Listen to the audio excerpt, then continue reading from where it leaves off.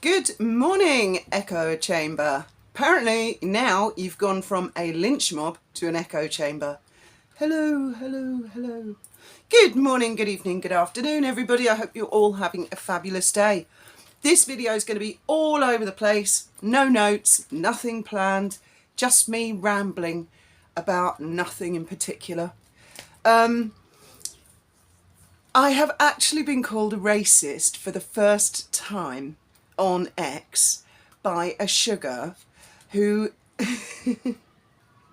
is very upset that I took the piss out of the long lost tribe of Bullshitania. It doesn't actually exist, sugar. I made that up. There is no tribe called the Bullshitanians. Oh my god, that's the level we're at. It's actually really fascinating and like a social experiment, what's going on over there on X at the moment. By the way, if you see videos suddenly released, like today I released a video, but it's 3 days old because YouTube finally, I got a manager to look at it and they lifted the restrictions. They're like, what the fuck, there's nothing wrong with that video. And the one last night, I dare say, they will get round to it and they'll lift restrictions on that and then I'll release it. So it's going to get quite confusing on my channel. You're going to be thinking, why is she talking about things that are 3 days old or 3 weeks old or whatever? These sugars continue with the grifting thing. What they don't understand is that even if I have a video that has restrictions, it's still monetized and I still can make money from it. But those particular videos that are restricted, I've noticed that you commenters are also restricted. They'll either hold your comments, delete your comments, put you in the naughty corner, and so I will not release it for money.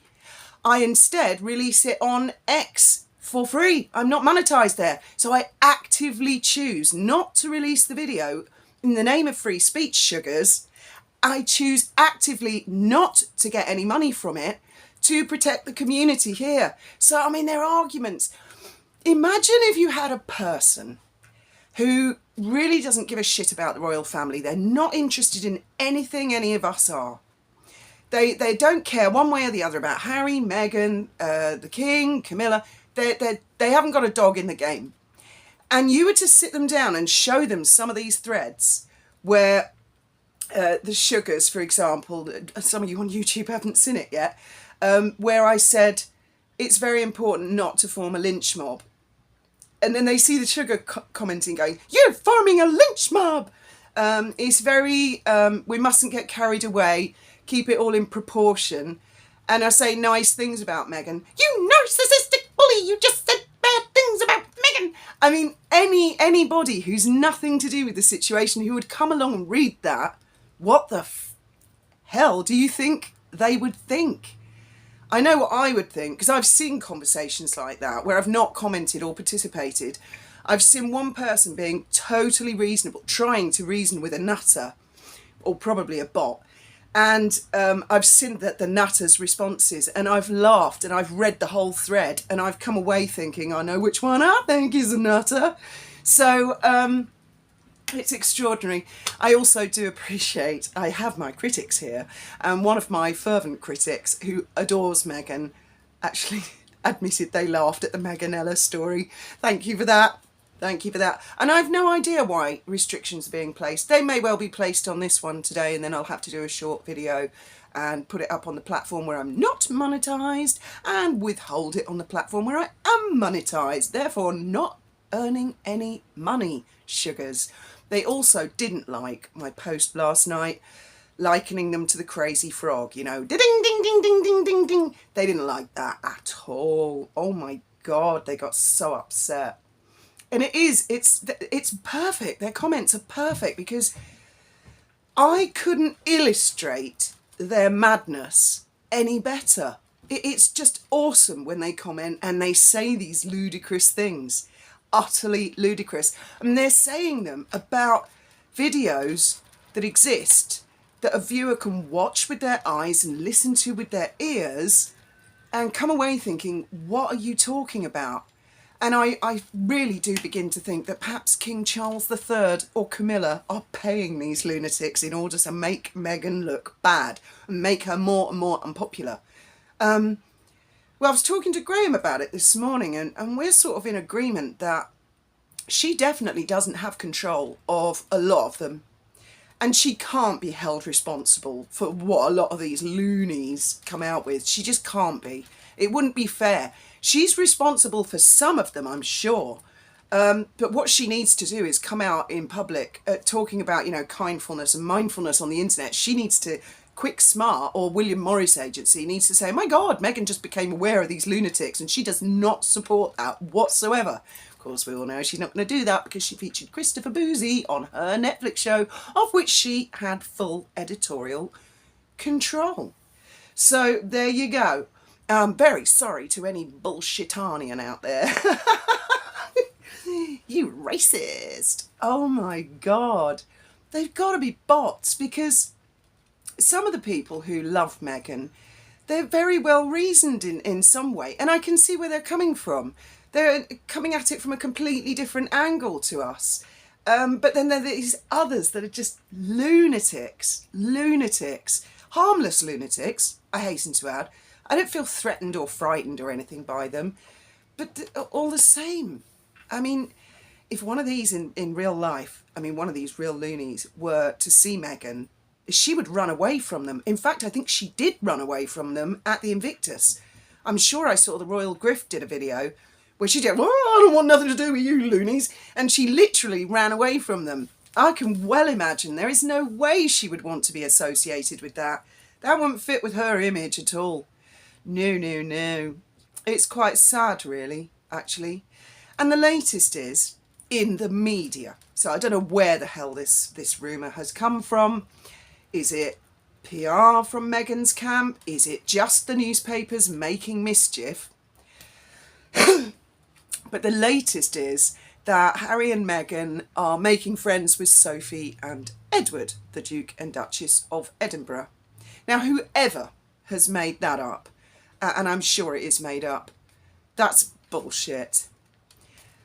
Sophie. Let's talk about Sophie, the lovely Duchess of Edinburgh.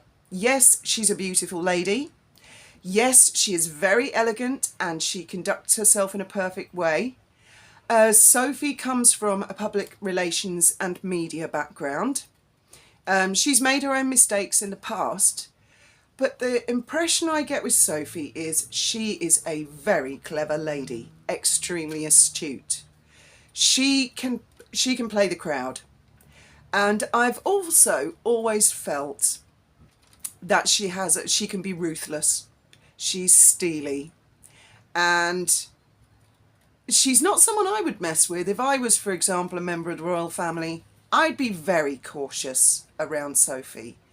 I think she could be utterly lethal if she wanted to be, and I think she's the type of person who would be an absolute tigress if anybody threatened her position, her family's position. She has positioned herself very well, and I think that she is an extremely influential member of the royal family. And there's no way, there is no way, I don't think there's any way Meghan would want to voluntarily go near Sophie. I don't think there's any way Harry would. And certainly if they were to try that, to get back into the royal family that route, no chance, not a chance. So I feel this has just been mischief, just made up out of thin air by publications because they have nothing else to say.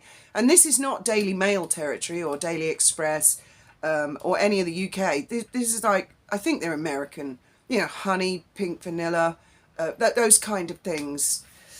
No. I think maybe even Daniela Elsa might have done an article on it. I'm not sure. Don't quote me on that one.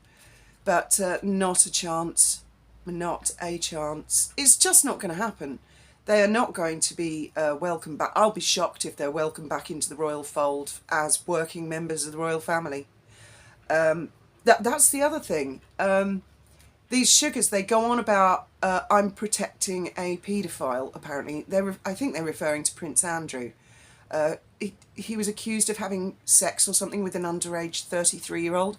I can't remember what the exact allegations were, but he was never charged or convicted, so innocent until proven guilty and all that. That brings me to another point. Loza, Lawrence Fox. Now, I don't understand what exactly he'd done. I hadn't looked into it, but I've looked into it a little bit further, and he was suggesting that people should attack a certain type of camera called an ELZ or something. I don't know, because I don't live in the UK and I haven't for a long time. But I was watching this morning and Graham explained it to me that you guys back in the UK, you're not allowed to drive over 2.5 miles an hour or something like that now. And these cameras are going to check that you're not doing that. And so there's a movement of people who want to destroy the cameras, and Loza was sort of supporting that. Is that right? And I'm not sure if he'd actually said it publicly or whether he had a video in the privacy of his own home that the police subsequently found. So if it wasn't public, how is he whipping up a lynch mob? I don't know. I really don't know enough about the Lawrence Fox situation other than to say innocent until proven guilty. And I suppose that's going to be an ever-evolving situation, isn't it? And electric cars. Yesterday, when we went to the hospital, we got a taxi in an electric car, and we had a fascinating conversation with the driver. He absolutely loves it. He loves the way it drives, the way it feels. He was explaining about where they can recharge them in Gibraltar, how many days. His car will last about 3 days. But Gibraltar's small. They never go far. It's 3.5 kilometres long. Even going up the rock and stuff. And we were saying, you know, how much do you have to pay for that, etc. And I suppose what they'll do eventually is coat the outside of the car so the whole of the outside will become a kind of a solar panel.